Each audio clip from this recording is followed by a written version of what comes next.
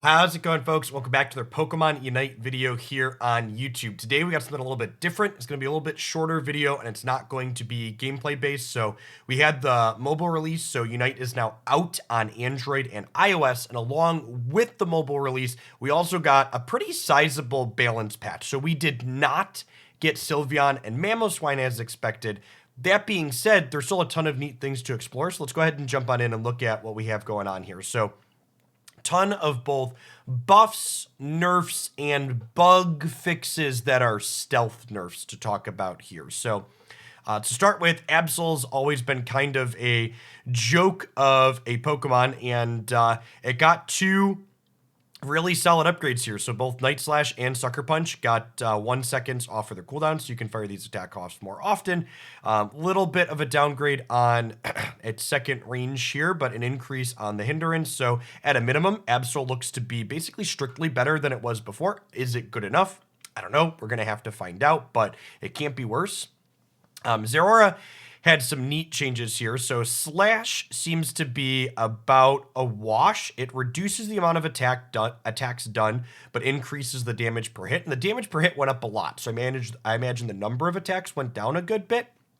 But at the same time, this probably makes it a little bit better because it's harder to get away from your damage. Basically, someone could like run out mid slash when you're slashing a bunch, and there's a little bit of a toss up at the end of Zeraora's slash attack, so you'll hit that CC moment to toss them up to really stop them from running away quite sooner.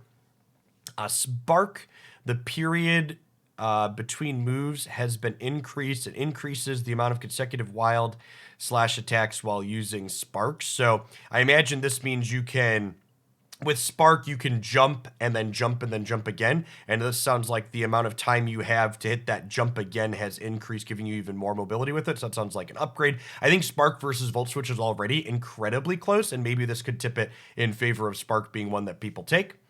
Wild Charge had its cooldown decreased down to 9 seconds, like almost a 20% decrease, and you take reduced damage while using this attack. I'm gonna be honest, Discharge is so good on Zeraora, and this is the other Zeraora attack. I can't tell you exactly what Wild Charge does off the cuff, but maybe this is enough to make it worth exploring, and I'm gonna have to take a look at that next time I'm jungling with Zeraora for sure. Charizard got some upgrade. Makes a target get burned when hitting multiple opponents. Increases movement speed after attacking. That's sweet. So it makes it harder for people to get away from you when you start using Flamethrower. Cooldown decreased a second and a half. Cooldown decreased a second and a half on Fire Blast.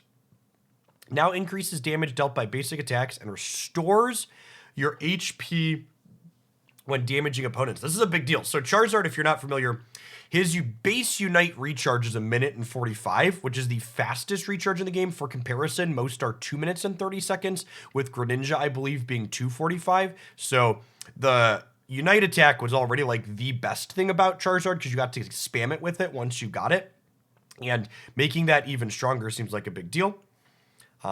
Love changes like what we see with Venusaur here. So Venusaur, my wife plays a ton of it, and I've watched other people play it, and Sludge Bomb and Solar Beam were like the accepted best attacks for Venusaur, and they just buffed both of the unused attacks. And I really hope we continue to see them do this. We saw this a little bit with Zeraora too, where just it would be great if all 4 attacks were playable on these Pokemon, and you could pick attacks based on the composition you're playing into or how your team is doing or different maps and stuff. So glad to see them continuing to balance and tweak in this way. Cinderace got cooldown reductions and damage increases. Looks like they're aggressively reducing cooldowns, which honestly is kind of sweet. Like using your special attacks is a sweet part of the game to let people do sweet things more often. Talonflame. These seem like pretty solid upgrades. So the attack here going up to 681. This is a big increase. It's almost a 10% increase on your attack. And then Fly got a huge upgrade. Not only does it get a almost 20% reduction in what its cooldown was, but you move faster in the air. So you can like run into people quicker or get out faster if you're in a group and need to escape. Unite technique gauge becomes more easily chargeable. I talked about different Unite moves having different recharges, so it sounds like the recharge is faster now. Garchomp got a bit of a buff, so defense and special defense both went up. Proportionally, we got looks like a 15% increase to defense, and we got almost a 20% increase to special defense. So at a minimum, again, this is a strict upgrade, so Garchomp can't be worse. It struggled to be playable, so maybe some more durability, especially in the late game, is going to be what it needs to be competitive. Greninja. Looks like they're just massaging Greninja a little bit, and I like this a lot. So very small HP decrease, very small attack decrease. I would bet between these small decreases and the small increases to Cinderace, this looks like they're just trying to balance out these two range characters, probably bring them closer in power level to each other, which would be good if you could choose different ones depending on different situations or different playstyle preferences. So all of these seem very reasonable. I've talked in the past about wanting a nerf to Surf, and reducing the total attack on Greninja is a nerf to all of its attacks effectively, including Surf, because Surf is powerful because it resets when you kill something. So if your attack is lower, the Surf resets will be harder to get because people have to be lower for you to get them. Wigglytuff. This is probably the biggest nerf this patch. So they reduced the special attack. It doesn't look like they farmed exactly what the difference is there. They reduced the damage on both Pound and Dazzling Gleam. Looks like well, that's a pretty big drop off, huh? This is 300 damage here and almost 300 damage here. And then Sing. This is an interesting one. Fixed a bug where Pokemon remained asleep even if hit by an attack. So it sounds like you're not supposed to be able to put people to sleep and then just wail on them. So that's going to change the dynamic of this a lot. And I wonder, depending on how exactly this plays out, if people just like wake up instantly when they get attacked, I wonder if Sing's still playable. Now, one thing they did buff here is activation gap reduced to the cute charm where you get pulled in towards Wiggly when you hit it. Sounds like this is going to activate more often. And honestly, this is something that was very powerful on Wiggly. So this upgrade, I think people are going to overlook this when looking at the other nerfs here. But this could be a really sizable upgrade to the Pokemon in spite of these other places where it's getting worse. Camarant's an interesting one. This is another side grade change. So your basic attack boosted got over a 10% upgrade, almost a 20% upgrade here. Surf damage got lowered a little bit, which is good. Surf is a good bit of CC, and it killed people very quickly. Gatling Gulp missile damage lowered. Oh, this is the Unite move. Okay, that's probably good. The Unite move on this Pokemon just does so much damage. And I like that they downgraded these, but they side graded it and gave the base attack a little bit more. Lucario changes. I was honestly very surprised to see how minimal they changed Lucario here. So Lucario is easily one of the best Pokemon in its role right now, best Pokemon in the game. They drop power-up punches damage a very small amount, which I don't even know if that really matters. There are a lot of people, myself included, that already really liked playing Extreme Speed Lucario. So that gives me more reason to do that. Now, the thing that is very interesting here is they upgraded close combat in a couple of ways. So we went from 268 per hit to 2,400 total to 380 per hit with more hit times for a total of almost 4,200. So this is almost a 100% increase in total damage, which is just like that. That's a big upgrade, and nobody ever took close combat. So it'll be interesting to see, is this move worth taking, or is it still just significantly worse than Bone Rush? Because Bone Rush provides mobility, which is big.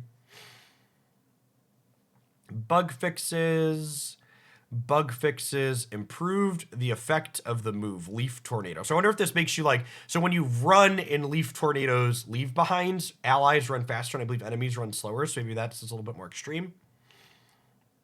Yawn has the same fix as Sleep, which honestly, I thought Yawn and Block were pretty close previously. If Pokemon wake up immediately when you hit them from Sleep, Yawn's probably not playable now, and it's just Block that you want to be taking. Only a bug fix for Gengar. Boost the amount of stored barriers to maximum when upgrading. Cute. Crustle, fixed a bug with contact range. Okay, sweet. So this is hopefully the Unite bug fix, where if you got hit at the right thing when uniting, you got the Unite bonus for the rest of the game, which was really bad. Fixed a bug that caused special defense of opponent's Pokemon to be lowered by basic attacks. So this means that Slowbro is going to do even less damage, which is awkward. Fixed a bug with range. So I don't know if the range is bigger or not, but it sounds like Slowbro basically got a nerf due to a bug fix, which is awkward because Slowbro was already kind of not great. And then this is the other big one. In addition to Wigglytuff getting bug fixes and some direct nerfs, this is funny. I actually talked about this. I don't remember if we made a video cut or not, but I definitely talked about it with my squad. So fixed a bug that allowed you to hydro pump or water spout at the same time as a basic attack during a spin. And this was why Blastoise did so much damage with the rapid spin build, because you'd rapid spin, it resets your cooldown, you'd start water spouting to deal damage, and you'd basic attack at the same time as you were water spouting, which just did an incredible amount of damage because you were just stacking on stacking on stacking. And apparently that wasn't intentional. And this is going to reduce the meltiness of Blastoise. We'll see. There's no other changes on Blastoise as a Pokemon, so it's likely still very good. At a minimum, I think this will give people pause to say, okay, do I want Rapid Spin still or do I want Surf? This is also an interesting note, fixed a bug that caused movement speed of opponents' Pokemon to be lowered. So apparently it was even reducing movement speed even more, because Water Spouts is supposed to reduce movement speed, but it was lowering it even more here, which is interesting. So now, in addition to those changes, let's pull up my Switch here, and we've got the new interface. So if we go over here to held items, in addition to those changes, we also got 3 new held items added to the game that I just want to highlight here. I don't have any opinions on these because I've not played with them so far. So Razor Claw here says, after the Pokemon uses a move, its next basic attack deals extra damage. The higher the Pokemon's attack, the more this damage increases. When this item is held by a melee Pokemon, the basic attack also decreases the movement speed of opposing Pokemon for a short time. And something that's really notable here is this has increased critical hit rate. And you can see here, the extra damage that you deal goes up as this gets higher leveled, which is huge. And the fact that critical hit rate goes up means that if you use this in conjunction with Scope Lens, you know, you could get Scope Lens and Razor Claw together to likely get, you know, almost 10% increased critical hit rate, which is huge. Like that in conjunction with Scope Lens's extra damage seems really big. People have been using Scope Lens on Crustle and Snorlax and some other builds, and I think we'll probably see some diversification items people use with this one. I'd be surprised if Scope Lens Razor Claw builds don't come out of this. And in fact, with the Garchomp buffs, this specifically works well with, it says it scales off of base attacks. So good attackers, you know, we saw Talonflame get an upgrade, so that could potentially be a very, very reasonable thing to be doing. Choice Specs here increases the damage of moves by a minimum of 40 when they hit. The higher the special attack, the more this damage increase is. You can see it goes all the way up to 60 when you get it higher. Now, one thing to note with Choice Specs is similar to Shell Bell's healing. This does have a cooldown. It's like 8 to 10 seconds on Shell Bell, so I would imagine that this is going to be the same. So this could maybe be better than Wise Glasses. It might be different depending on which Pokemon you're playing on. It could be that maybe you want to stack this with Wise Glasses for extra damage, but like Wise Glasses being a little bit weak, I kind of wouldn't be surprised this one doesn't see a ton of play. Weakness policy here, increase a Pokemon's attack for a short time, a minimum of 2% when it receives damage. This increase grows larger the more times it receives damage. So you can see you get all the way up to 3%. This gives extra HP and extra attack at its baseline. The question is going to be the details again that we don't have here exactly, and I don't think I haven't seen them farmed yet, is how long does this last? You know, you could stack up multiples up to 4 stacks, I did read. And, you know, so if you get 4 stacks at the highest level, you're going to get plus 12% attack, plus the base, plus some HP. This might be playable, but again, it's going to have to wait and see compared to the other held items how this plays out.